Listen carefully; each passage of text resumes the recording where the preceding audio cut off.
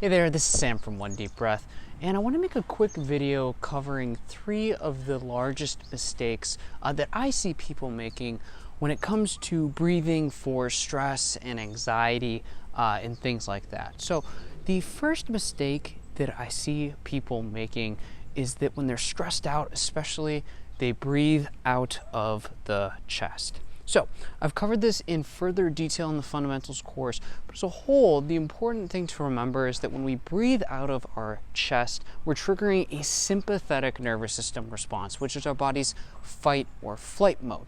So we have all these nerve endings in the lungs that are connected to our nervous system. When we breathe out of the chest, the nerve endings connected to the sympathetic nervous system are largely triggered. So chest breathing is an emergency response.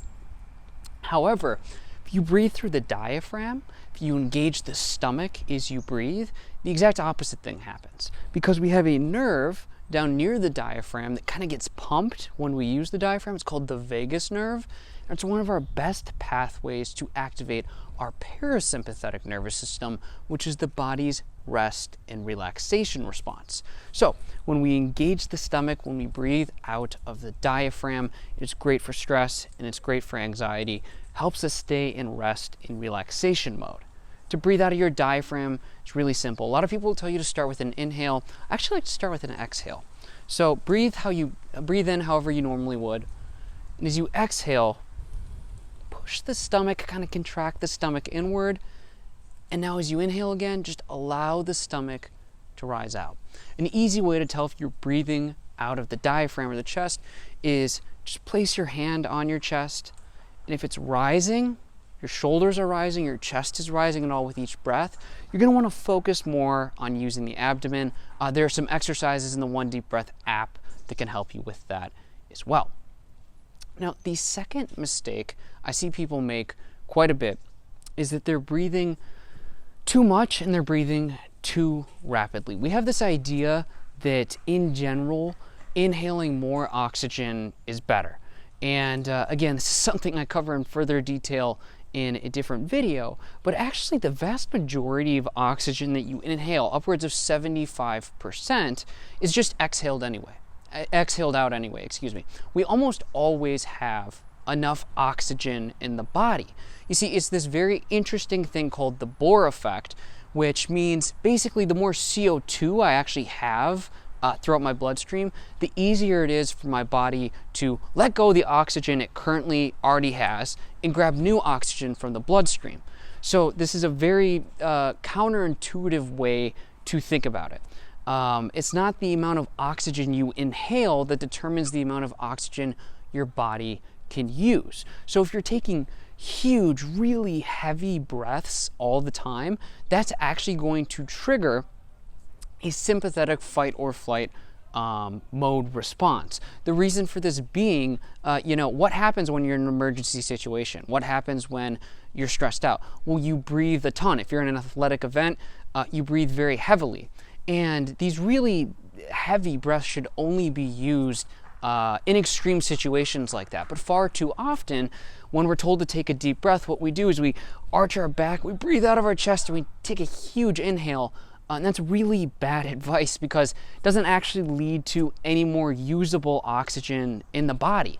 And we have studies that prove this because in the moments leading up to a panic attack, people actually inhale more oxygen, not less. So inhaling more air is not the answer. I'm not saying you should be choking or gasping for air either, but as you focus on breathing and slowing down the breath to deal with stress or anxiety, make sure that you're doing so in a way where you're not taking massive breaths. And breathing out of the diaphragm will help with that a lot. Now, the final mistake I see people making, and this kind of goes hand in hand with that, is they breathe very large inhales and then relatively short exhales. Because we have this idea in our head, we conjure up the image of a deep breath and we think, okay, if I inhale a ton of oxygen, I'll be doing just fine. And then we take a big breath, and then we let it go, and that's it. And then we take another deep breath, when really what we need to be doing is focusing on extending and lengthening the exhale when we're trying to deal with stress or anxiety. And that's why we have so many patterns on the One Deep Breath app, whether it's the 4-7-8 pattern or calm or tranquility, that focus on lengthening that exhale. And the reason for that is twofold. One, when we lengthen the exhale, really engages the diaphragm, which then pumps the vagus nerve and allows us to activate that rest and relaxation response. Now, the second thing that the long exhale is going to do is actually going to, on its own, create a parasympathetic nervous system response. An inhale, every time we inhale, our heart rate increases a little bit, and we trigger a very minor fight or flight mode response. On the other end of the spectrum, the exhale in itself is a rest and relaxation response. Heart rate drops.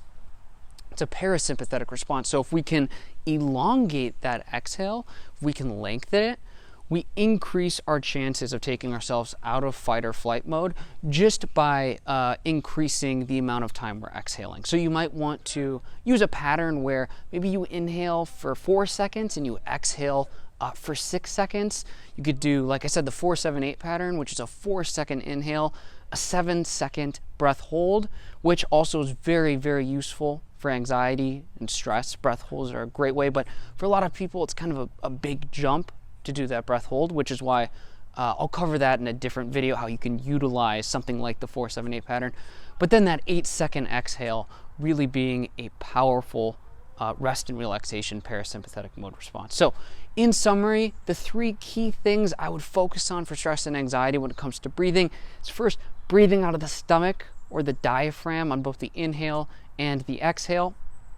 Secondly, focusing on not breathing too much air in. You don't want to get too much volume.